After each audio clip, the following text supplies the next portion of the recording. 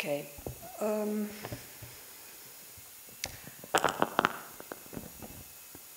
I have some thoughts going around the discussion, so I'm not very focused on that.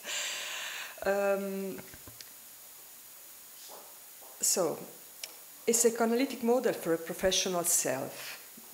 Yesterday I talked about a model of self between analytical psychology and relational psychoanalysis. And today I would like to take that model as a model for a professional self. And it's very nice that things that were some issues of yesterday and today during the discussion are, I can see them in, in my presentation. I understand being at home as feeling completely at ease and experiencing a resonance between self and environment, inner and outer elements. Following a dream, Jung understood that dreaming a house often corresponds to dreaming one's self. The Jungian model of self is unsaturated because it represents at the same time and paradoxically both the psychic wholeness and the overarching core of the personality. I've already talked extensively yesterday of the model of Jung's model of self, so I'm not repeating, just reminding a few issues. The early foundation of the paradox of self in Jungian theory can be brought back to Jung's early empirical researches on associative process, when he measured the physiological alterations that accompanied the disturbances in associations to a list of stimulus words. He started as a psychiatrist at Burgosli Hospital doing such an experiment. Jung identifies these quantum units of unconscious activity by their psychosomatic, affect-laden, intrapsychic contents, which operate in discrete, split-off bundles to become splinter psyche, with enough internal coherence and autonomy to invade conscious personality as alien states of mind, as said yesterday. I'm going to a quote directly from, I don't know if it's there, no, maybe I didn't, yeah. The psyche, this is Jung, the psyche is not an indivisible unity, but a divisible and more or less divided whole. Although the separate parts are connected with one another, they are relatively independent, so much so that certain parts of the psyche never become associated with the ego at all, or very rarely. I've called these psychic fragments autonomous complexes, and I base my theory of complexes on their existence. According to this theory, the ego complex forms the center characteristic of our psyche, but it is only one among several complexes. The others are more often than not associated with the ego complex, and in this way become conscious, but they can also exist for some time without being associated with it. For Jung, the ego becomes simply one complex among many, as said yesterday, albeit the master complex, with a capable image of the hero at its core, representing the archetypal tendency toward mastery. Jung saw the ego as the complex at the center of one personal awareness, the unifying and integrated function favoring a stable identity of perspective, that is, a sense of I-ness. However, the multiplicity of selves other than the ego, even if they lack the latest drive to achieve stability, each of these splinter selves has the potential to become a state of mind. And this is Jung's model of multiplicity of the self. Besides this dissociative model of personality, he expressed in the complex theory, Jung formulated a theory of integration and unity of self through its archetype. Jung defined the self, okay, I'm skipping this. I'm going to another quote, Jung's quote. I call this center the self, which should be understood as the totality of the psyche. The self is not only the center, but also the whole circumference, which embraces both conscious and unconscious. It is the center of this totality, just as the ego is the center of consciousness. If you read the passages of the works where he talk about the self, sometimes this becomes very blurred and not very clear. And this is, and at a certain point he says something like the self can be more easily felt than conceptualized. So he tried to express this paradox of self, which is being multiple but giving a sense of I-ness and of unity at the same time. And this cannot be described so clearly, but it can be felt, and it can be represented very effectively through images, through symbols, instead of a clear conceptualization.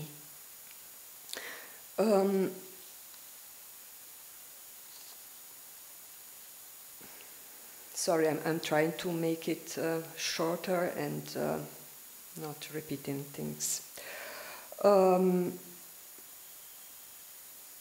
Although much of Jung's writing on self emphasizes the result of integration, it implies a model of mind as multiple, as I said. The concept of wholeness is not the same of unity, even if it does not exclude it. Speaking of a sense of center implies that an organized multiplicity dwells the self as the symbol of mandala suggests. During a period of inner turmoil, he painted a lot of things. He did a lot of paintings that are that you can find in the Red Book, and mandalas were most of the paintings, and he understood that as symbols of the self.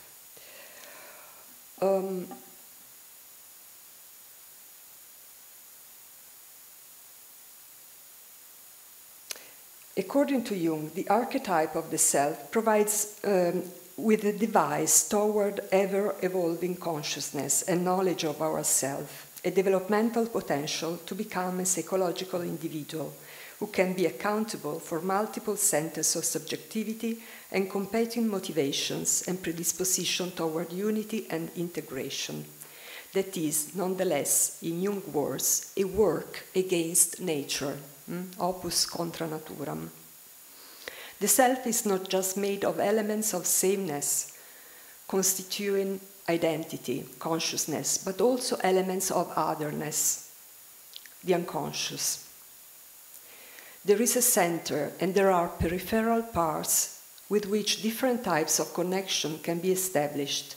The paradox, not overtly stated by Jung, is that the feeling of center depends on both, on the center and the circumference. From the center and circumference, from the ego complex and from the other. It seems to be a question of holding a tension that makes you feel yourself. And this is certainly paradoxical, but certainly can be a model for integration. I think this model of self can be extended to the idea of a professional self and can work for me to open to other approaches in which you have a center, your true home, your core home, but also a circumference, which you never know where exactly is or which expands and retreats according to circumstances and needs. My center is psychodynamic theory with a combination of Jungian and relational concept, and my professional circumference may include some ideas, techniques, other theories that prove to be effective methods to treat trauma. My previous experience with otherness in psychotherapy dealt with what I consider techniques that are used in psychotherapy with severely traumatized asylum seekers and refugees, especially with torture survivors.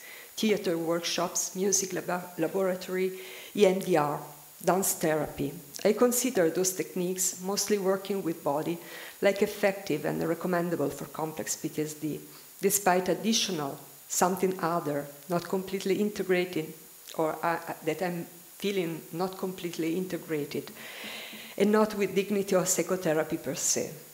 However, the way the center is connected to its constituent parts and to circumference can be different and can change in time and in different clinical situations. However, in my view, one of the most important issues in researching into the integration of different models of psychotherapy should start from the question, what do I see observed in a completely different kind of psychotherapy? How do I understand what I see? Does it make sense to me and according to my model? What's other to me? What is completely different and alien and other? Can I use what I cannot understand? I'm still at home in the presence of the other.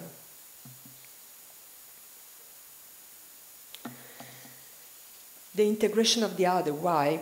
I consider the purpose of this exercise an opportunity to dialogue with other approaches and to explore for the patient's improvement, not for the therapist's shift of paradigm. Despite each new acquisition, inevitably change the entire theoretical framework and hopefully broaden the horizon of the therapist's competence. For this reason, for me, the effectiveness of therapies is certainly a main topic in trauma work to consider other approaches and to stay open to the contribution of different schools. However, when we talk of the effectiveness of therapies, we need to define carefully and precisely what we mean by that. Many problems open at this point that deal with the complex field of research in psychotherapy. It is not possible to address such a complex topic here and beyond the scope of this paper and our discussion. However, the central question may be formulated like Del Corno and Lang did, titling their paper Empirically Supported Treatment versus Empirically Supported Relationships. Briefly said, the problem of comparing the effectiveness of psychodynamic psychotherapy and CBT and other evidence-based treatment is exactly the problem of objectivity, evidence, and ultimately how much the method used to evaluate different approaches in psychotherapy fits into the specific kind of psychotherapy. The substantial primacy in terms of empirically supported treatments or cognitive behavioral-based treatments in their various forms derives from the general rule that given a certain method, in this case the gold standard is essentially that of randomized clinical trials, verifies the existence of a certain event, in this case the effectiveness of the treatment, only under certain conditions and compatibly with the method, in this case certain types of psychotherapies. The proponents of the empirically supported treatments approach have chosen to use an experimental design already available and consolidated from years of use in medical and pharmacological research, and have made it their golden standard. There is no similar consensus on tools suitable for verifying the effectiveness and efficiency of empirically supported relationships, and more generally of treatments inspired by a clinical theory different from that underlying the empirical supported treatments, although there is no lack of interesting proposals. Division 29, the Society for the Advancement of Psychotherapy, in the recommendation of the steering committee, reported in a volume edited by Norcross, states that the therapeutic relationship makes a substantial and relevant contribution to the outcome of psychotherapy, regardless of the specific nature of the type of treatment. 2. Attempts to promulgate clinical practice guidelines or evidence-based lists of effective psychotherapies without including the therapeutic relationship are grossly incomplete and can mislead both clinically and empirically. 3. All those who carry out research activities are encouraged to progress beyond experimental design that correlate the frequency of relational behaviors and outcome measures, and to use methodologies that are able to examine the complex association between patient quality, clinician behavior, and therapeutic outcomes. 4, the last one, since many important variables are not subject to randomization and experimental control, we recommend that the standard research paradigms include the use of rigorous qualitative methods and statistically controlled correlation designs. The starting point in this case is not methodological constraints that make it possible to include or exclude certain research works. The committee starts from a strong statement in terms of objectivity. In the investigation of psychotherapies, it is necessary to take into consideration the therapeutic relationship. Otherwise, the conclusions of the investigation may be incomplete or fallacious. This makes me think of Jung's conception of psychotherapy, in which it is not only the relationship, but even the therapist's personality that is the real therapeutic element for the change of the patient. How can we redefine evidence? We must recognize that the evidence that those who investigate the effectiveness of a psychotherapist are looking for are not all limited to what is quantifiable in the best random control tradition, trials tradition. There is a more blurry or fuzzy area that pertains to the intersubjectivity of the patient as well as the psychotherapist and the relationship between them. In trauma work, especially at the beginning of therapy, the power of words is very reduced. They cannot produce a change in a reasonable time. This is a reminder of the limits of psychodynamic psychotherapy, although this doesn't mean that something else is not happening within the therapeutic dyad. There is some research that modern approaches to psychoanalysis are helpful for people with PTSD and complex PTSD, though there is not the same level of evidence as cognitive behavioral therapy, dialectical behavioral therapy, EMDR, cognitive processing therapy, and prolonged exposure therapy and narrative exposure therapy. These therapies have a direct impact in short time on post-traumatic symptoms. However, in the context of a psychodynamic therapy, the true point is not only the reduction of symptoms, but the stability of results and the possibility for the patient to improve on long term. My experience with trauma work suggests that body work has an effect on the possibility for the psyche to reconnect with bodily parts of self, reaching conditions that enhance symbolization.